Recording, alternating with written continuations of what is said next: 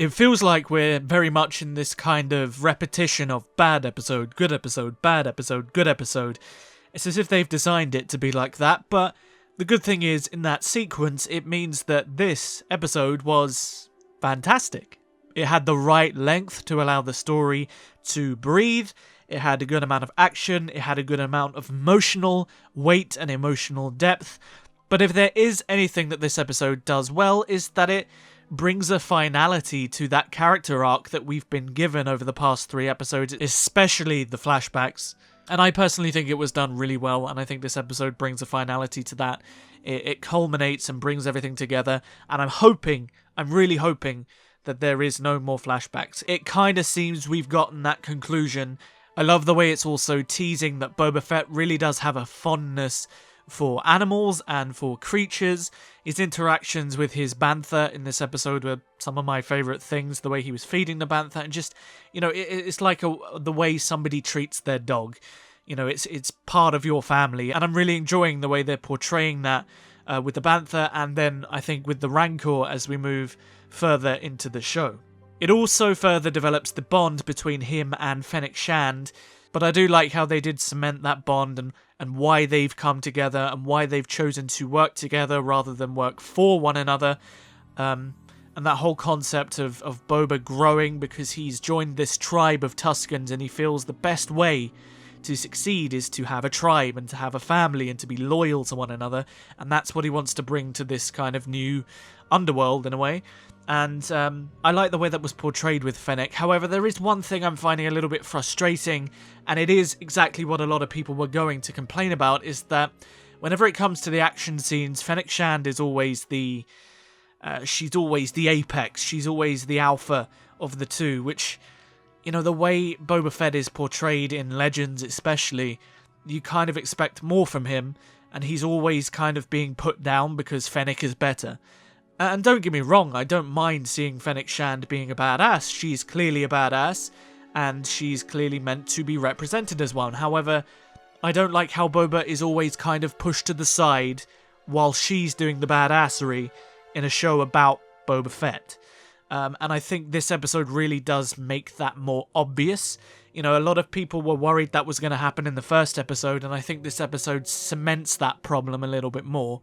Every single action sequence we've had in this show so far, Boba literally has done nothing. It's all been Fennec Shand, and Boba's just kind of sat there and watched or piloted his ship.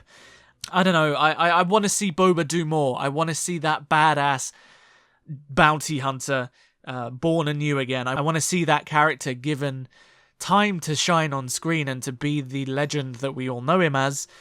But then again, this complaint is just my personal preference. Now, I know a lot of people are going to lose their minds because they renamed the Slave One the Fire Spray. Now, I just want to be very, very clear to you guys. If you're watching this and you're getting angry about that, it was always called the Fire Spray. Like, we have to understand at this point in Boba Fett's story that he is trying to move on from that persona that he crafted, that his dad kind of cemented.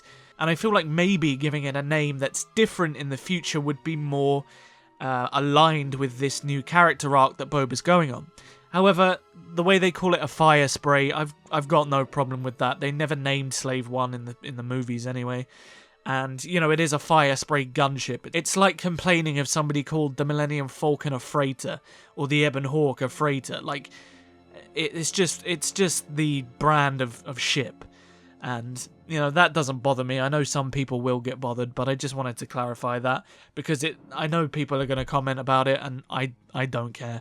And I thought that whole interaction with him kind of getting his vengeance on the Sarlacc was very interesting. It was nice to see the Sarlacc again, but actually be quite vicious. We saw this Sarlacc nearly drag the Slave One into the ground. Like, this is how strong this creature is. And obviously, seismic charges, the most beautiful thing in the Star Wars universe. Every time a seismic charge is heard, I instantly give an episode an extra point because, Jesus, those things are mwah.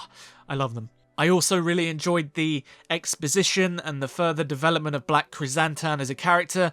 I was fully expecting him just to appear at the end of the show to save the day or something like that, but it does seem they're giving him a little bit of something to do. It does seem they are trying to develop his character a little bit more than I expected, which I appreciate. They're trying to show him as this sort of misguided Wookiee that was from a bygone era that doesn't really know how to survive or live in a world that isn't the world that he grew up in. And I thought that was a very good addition to the story and a very good addition to his character and the character development they're trying to do with this story. So that was very good. I really enjoyed it.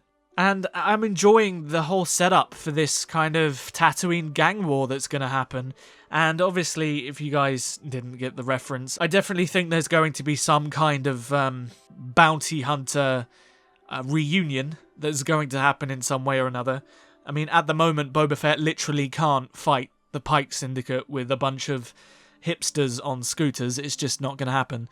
And I really do think that it's a good show to maybe bring in Bosk, Cad Bane, IG-88, all of these bounty hunters from the past that, you know, we didn't really get much of. Dengar is another one.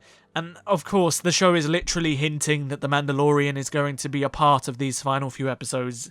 The theme was there right at the end when they said, who can we possibly get to help us?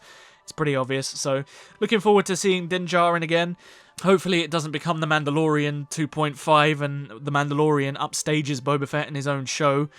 That wouldn't be something I enjoyed. But with that said, I'm really excited for next week's episode. I enjoyed this one from beginning to end. It had humor, it had action, it had emotional depth, world-building weight, and it gave some characters on the side a little bit more that we just didn't have. Oh, and guess what? It was 50 minutes long. What a surprise.